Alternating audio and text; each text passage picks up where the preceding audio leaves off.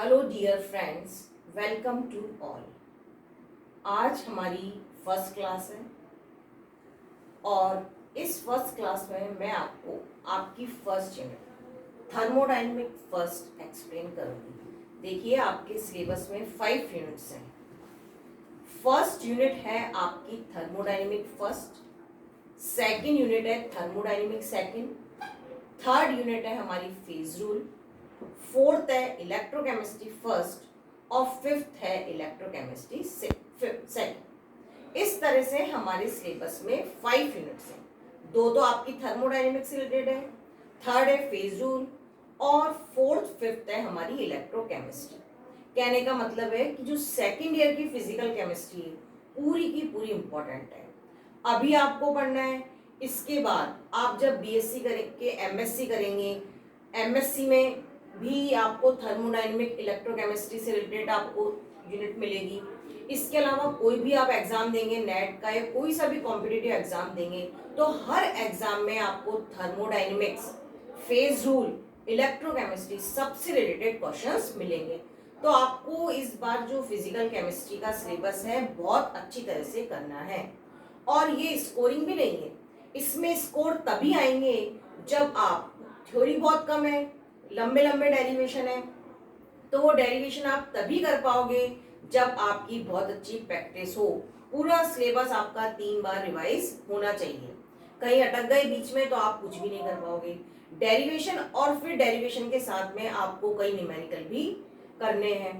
तो बायो वालों के लिए स्पेशली थोड़ा टफ रहता है, क्योंकि और मैथ्स वाले तो कहाँ डिफरेंशियल इंटीग्रेशन करना है वो उन्हें समझ में आ जाते हैं स्टेप्स और वो अपने आप कर लेते हैं। लेकिन बायो वालों को थोड़ी सी दिक्कत आती है। तो इसलिए आप सभी से रिक्वेस्ट है कि आप हर क्लास अटेंड करें और हर क्लास में जो भी आप डेरिवेशन कर रहे हैं उन सब की आप अच्छी तरह से प्रैक्टिस करें। आज मैं आपको जनरल इंट्रोडक्शन दे रही हूँ। ठीक है, तो शुरू करते हैं। हमारी फर्स्ट यूनिट है थर्मोडायनेमिक फर्स्ट। थर्मोडायनेमिक, ये जो थर्मोडायनेमिक वर्ड है दो वर्ड से मिलकर बना है, थर्मो प्लस डायनेमिक। इसका मीनिंग है फ्लो ऑफ हीट। इसमें हम उष्मा के प्रभाव की अध्ययन, उष्मा के प्रभाव का अध्ययन करते हैं। हीट का दूसरे एनर्जी की जो फॉर्म्स हैं उनसे क्या रिलेशन है, इन रिलेशंस की इसमें स्टडी करते हैं। हम एनर्जी के एक फॉर्म को दूसरे फॉर्म में कन्वर्ट कर देते हैं। इन सब ट्रांसफॉर्मेशन की हम इस थर्मोडायनेमिक में स्टडी करेंगे। थर्मोडायनेमिक जो है बिल्कुल एग्जैक्ट साइंस है, मैथमेटिकल साइंस है। इसमें जो भी कुछ लिखा है वो ऐसी कोई स्टेटमेंट उठा के नहीं रख दिए, हर चीज को प्रूफ किया गया है, उसके लिए एक्सपेरिमेंट दिए गए हैं। इसलिए ये बिल्कुल एग्जैक्ट मैथमेटिकल साइंस है। ठीक है, अब सबसे पहले मैं इसमें आपको 2-3 टर्म्स डिफाइन कर देती हूँ जो कि आपके बार बार आएंगी, जैसे कि सिस्टम। सिस्टम हम बार बार पढ़ेंगे हर लेक्चर में। सिस्टम, तो सिस्टम क्या है?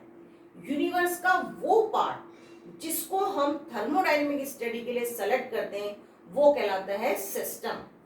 अब एक गिलास पानी भी सिस्टम हो सकता है, एक गैस का सिलेंडर एक हमारे लिए सिस्टम हो सकता है। तो ऐसा पार्ट, यूनिवर्स का वो पार्ट जिसको हम थर्मोडायनेमिक स्टडी के लिए सेलेक्ट करते हैं वो कहलाता है सिस्टम।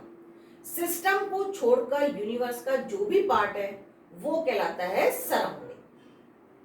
और सिस्टम और सराउंडिंग के बीच में जो लाइंस हैं उन्हें हम कहते हैं बाउंड्रीज। ओके, ये आपकी हो गई टर्मिनोलॉजी। सिस्टम क्या है, सराउंडिंग क्या है और बाउंड्रीज क्या है। अब हमारा फर्स्ट टॉपिक है, आज हमें तीनों टॉपिक्स करने हैं। तो हमारा फर्स्ट टॉपिक है टाइप्स ऑफ सिस्टम, सिस्टम के प्रकार। तो आपके देखिए सिंपल सा 2 क्लासिफिकेशन दिए हुए हैं। सिस्टम 3 तरह के हैं, ओपन, क्लोज्ड और आइसोलेटेड। बंद निकाय, खुला निकाय और विलगित निकाय। सिस्टम 3 तरह के हैं, ओपन, क्लोज्ड और आइसोलेटेड। जो भी सिस्टम है उसका अपनी सराउंडिंग के साथ क्या लेना देना है, कैसा रिलेशन है, उस रिलेशन के आधार पर सिस्टम 3 तरह के हैं। ओपन सिस्टम तो ऐसा सिस्टम है जो कि आप अपनी सराउंडिंग के साथ मैटर और एनर्जी दोनों का एक्सचेंज कर लेता है। जैसे कि हमने एक गिलास में गर्म पानी है, तो गर्म पानी है तो वो ठंडा भी हो सकता है, कम भी हो सकता है, ज्यादा भी हो सकता है। तो ओपन सिस्टम ऐसा है जो कि अपनी सराउंडिंग के साथ मैटर और एनर्जी दोनों का एक्सचेंज कर लेता है। क्लोज सिस्टम, यदि हम उसको बंद कर दें तो क्या होगा, मैटर का एक्सचेंज नहीं होगा, एनर्जी का एक्सचेंज हो जाएगा। तो क्लोज सिस्टम ऐसा सिस्टम है जो केवल एनर्जी का एक्सचेंज करता है। और आइसोलेटेड, जैसे कि थर्मस फ्लास्क में कोई टी और कॉफी है, आइसोलेटेड ऐसा सिस्टम है जिसका कि अपने सराउंडिंग से कोई रिलेशन नहीं है, जो ना मैटर का एक्सचेंज कर रहा है ना एनर्जी का। इस तरह से ये हो गया आपका एक छोटा सा classification, open, closed and isolated system. दूसरा क्लासिफिकेशन दिया हुआ है, सिस्टम दो प्रकार है, homogeneous system and heterogeneous system. Homogeneous सममांगी निकाय, ऐसा निकाय जिसके सारे कंपोनेंट एक ही फेज में हैं, तो हम उसे कहेंगे होमोजेनस मिक्सचर। ठीक है, तो जैसे कि गैसेस मिक्सचर क्या है, होमोजेनस मिक्सचर है। एक गिलास में पानी है, यदि हमने पानी में आइस डाला तो शुरू में तो आइस हमें अलग दिखेगा ना, तो हम कह सकते हैं सॉलिड भी लिक्विड में। तो यदि एक से ज्यादा फेजेस हैं तो हम कहेंगे हेट्रोजेनस, और जब एक ही फेज है, सारे कंपोनेंट एक ही फेज में है, तो हम उसे कहेंगे होमोजेनस। इस तरह से दो हो गए, होमोजेनस सिस्टम और हेट्रोजेनस सिस्टम।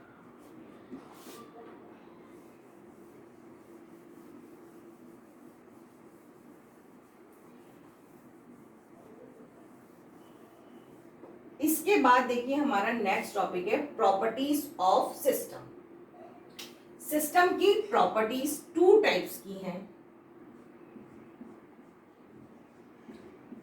एक्सटेंसिव और इंटेंसिव। सिस्टम की प्रॉपर्टीज को दो ग्रुप में क्लासिफाई किया गया है, एक्सटेंसिव और इंटेंसिव। एक्सटेंसिव प्रॉपर्टी ऐसी होती है जो कि सिस्टम के मैटर के अमाउंट पे डिपेंड करती है। ऐसी प्रॉपर्टी जो सिस्टम के मैटर के अमाउंट पे डिपेंड कर रही है, उन्हें हम कहते हैं एक्सटेंसिव। ये नेचर पे डिपेंड नहीं करती, जैसे कि entropy, internal energy, number of molecule, ये सब जो है एक्सटेंसिव प्रॉपर्टी है।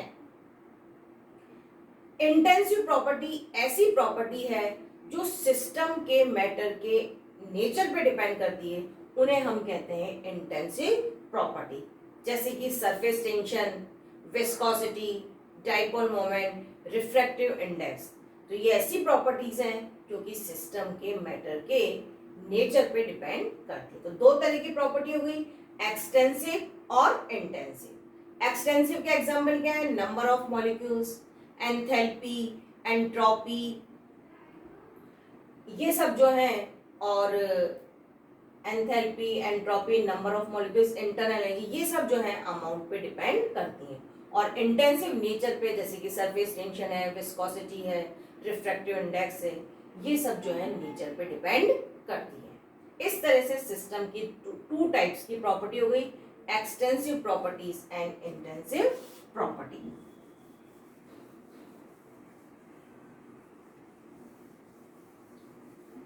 अब हमारा टॉपिक है फंक्शंस ऑफ सिस्टम। देखिए जैसे कोई भी प्रोसेस है, आप अपने उसमें जूनियर क्लासेस में थर्मोडायनेमिक प्रोसेस पढ़ के आए हो। थर्मोडायनेमिक प्रोसेस क्या होता है, जिसमें सिस्टम अपनी पोजीशन चेंज करता है, और पोजीशन चेंज करते समय जो भी उसने एरिया कवर किया वो कहलाता है थर्मोडायनेमिक प्रोसेस, वो पाथ कहलाता है थर्मोडायनेमिक प्रोसेस। तो देखिए जैसे ये एक हम सिंपल लिख रहे हैं, सिस्टम हमारा यहाँ था, फिर हमारा सिस्टम बी पे आ गया, तो सिस्टम की स्टेट कन्वर्ट हुई, सिस्टम चेंज हो गया, सिस्टम ने अपनी पोजीशन चेंज कर दी। हमें सिस्टम की पोजीशन को डिफाइन करने के लिए हमें कुछ वेरिएबल्स चाहिए, कुछ प्रॉपर्टीज चाहिए। ऐसी प्रॉपर्टीज जिससे कि हम सिस्टम की पोजीशन को डिफाइन कर सकते हैं, उन्हें हम कहते हैं सिस्टम के वेरिएबल्स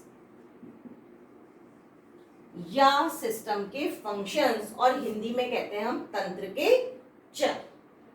ऐसी प्रॉपर्टीज जिनसे कि हम सिस्टम की पोजीशन डिफाइन करते हैं, उन्हें हम कहते हैं सिस्टम के फंक्शंस, वेरिएबल्स या हिंदी में तंत्र के चर। ठीक है, ये जो है टू टाइप्स के हैं। एक तो है स्टेट फंक्शन और एक है पाथ फंक्शन। ये भी एक मेजर क्वेश्चन है कि right note on functions of system. देखिए, अब स्टेट फंक्शन क्या है? सिस्टम ने अपनी पोजीशन चेंज करी, तो पोजीशन वो ऐसे भी चेंज कर सकता है, ऐसे चला गया, मान लीजिए वो ऐसे भी जा सकता है, वो ऐसे घूमकर भी यहाँ पर आ गया हो, और हो सकता है वो ए से वापस ए पर ही पहुंच गया। तो इस तरह से वो कोई सा भी पाथ बन सकता है। तो ऐसे फंक्शंस जो कि सिस्टम की, ये तो इनिशियल पोजीशन है और ये है आपकी फाइनल पोजीशन, तो ऐसे फंक्शन जो कि सिस्टम की इनिशियल और फाइनल स्टेट पे डिपेंड करते हैं, उन्हें हम कहते हैं स्टेट फंक्शन। ऐसे फंक्शन जो कि अवस्था पर डिपेंड करते हैं, उन्हें हम कहते हैं स्टेट फंक्शन।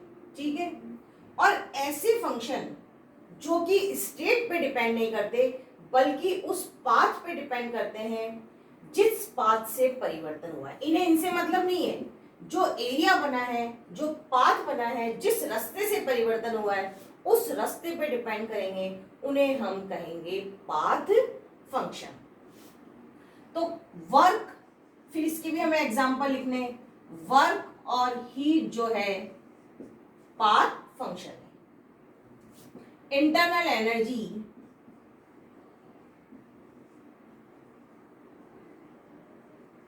State function. ठीक है, तो दो तरह के फंक्शन हो गए, स्टेट फंक्शन स्टेट पे डिपेंड कर रहे हैं, पाथ फंक्शन पाथ पर डिपेंड कर रहे हैं।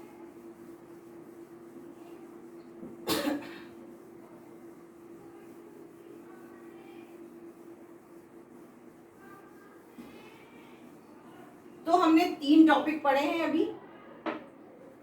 जनरल हमने इंट्रोडक्शन पढ़ा कि थर्मोडायनेमिक्स क्या होती है, फिर हमने पढ़ा टाइप्स ऑफ सिस्टम, और सेकंड हमारा था प्रॉपर्टीज ऑफ सिस्टम, थर्ड हमने पढ़ा स्टेट ऑफ सिस्टम। इसके बाद देखिए, ये एक लंबा सा डेरिवेशन है लेकिन मैं आपको शॉर्ट में बता रही हूँ। हमारा एक डेरिवेशन होता है, आज नेक्स्ट क्लास में मैं इसको डिराइव करूंगी, आज मैं आपको बस केवल इसका इंट्रोडक्शन दे रही हूँ। Exact and inexact differential. ठीक है, exact differential and inexact differential. Exact differential को हम डिनोट करते हैं थीटा से, और इनएग्जैक्ट डिफरेंशियल को हम डिनोट करते हैं फाई से। ओके, एग्जैक्ट डिफरेंशियल को डिनोट किया हमने थीटा से और इनएग्जैक्ट को डिनोट किया हमने फाई से। अब अभी हमने पढ़े थे स्टेट फंक्शन, तो जो भी स्टेट फंक्शन है उनका होगा एग्जैक्ट डिफरेंशियल। स्टेट फंक्शन का क्या होगा? एग्जैक्ट डिफरेंशियल, जिसे हम लिखेंगे डी थीटा से। और जो हमारे पाथ फंक्शन है उनका होगा इन एग्जैक्ट डिफरेंशियल, जिसे हम इस तरह से दिखाएंगे डी फाई, और ये हम एक लाइन क्रॉस कर देंगे। ठीक है, ये लंबा डेरिवेशन है, आज तो मैं केवल इंट्रोडक्शन दे रही हूँ। Exact and inexact function. Exact function को हमने लिखा थीटा से, तो एग्जैक्ट डिफरेंशियल क्या हुआ? डी थीटा, और इनएग्जैक्ट को हमने लिखा फाई से, और इसे हमने लिखा है इस तरह से। अब देखिए डी थीटा का हमें रिजल्ट क्या मिलेगा? हमें रिजल्ट मिलेगा थीटा 2 माइनस थीटा 1। यदि हम एग्जाम्पल लिखें तो इंटरनल एनर्जी क्या है? एग्जैक्ट फंक्शन है, तो हमें रिजल्ट मिलेगा E2 माइनस E1। E1 तो इंटरनल एनर्जी इनिशियल स्टेट में, और E2 इंटरनल एनर्जी है फाइनल स्टेट में। तो जब हम डी थीटा जो हमें मिला, एग्जैक्ट डिफरेंशियल क्या है? जो भी हमारा स्टेट फंक्शन है उसकी स्टेट का डिफरेंस, इनिशियल और फाइनल। तो हमने ये एग्जांपल लिया इंटरनल एनर्जी का। अब हम कर रहे हैं इन एग्जैक्ट डिफरेंशियल फाई। तो डी फाई का रिजल्ट हमें क्या मिला, क्योंकि ये क्या है, ये स्टेट पे डिपेंड नहीं करते, ये पाथ पे डिपेंड करते हैं। तो जो भी पाथ बनेगा उस पाथ के एरिया आएगा यहाँ पे। तो हमने इसको कैपिटल फाई करके बता दिया, ये एरिया को बता रहा है। तो जैसे कि हम बता रहे हैं हीट को डी क्यू, तो इसका रिजल्ट क्या मिलेगा, कैपिटल क्यू। ये है आपका एक डेरिवेशन है, लेकिन डेरिवेशन के लास्ट का जो कंक्लूजन है वो मैंने आपको बता दिया। 3 पॉइंट्स हैं उसमें मेन, इनको डिनोट कैसे करते हैं और इनका रिजल्ट क्या है, इनके एग्जाम्पल क्या है। तो हमारा हो गया एग्जैक्ट एंड इनएग्जैक्ट डिफरेंशियल। अब जो हमारी नेक्स्ट क्लास होगी उसमें मैं आपको यहीं से शुरू करूंगी। इसके बाद हम पढ़ेंगे कंसेप्ट ऑफ इंटरनल एनर्जी। ठीक है, चलिए, ओके, थैंक यू।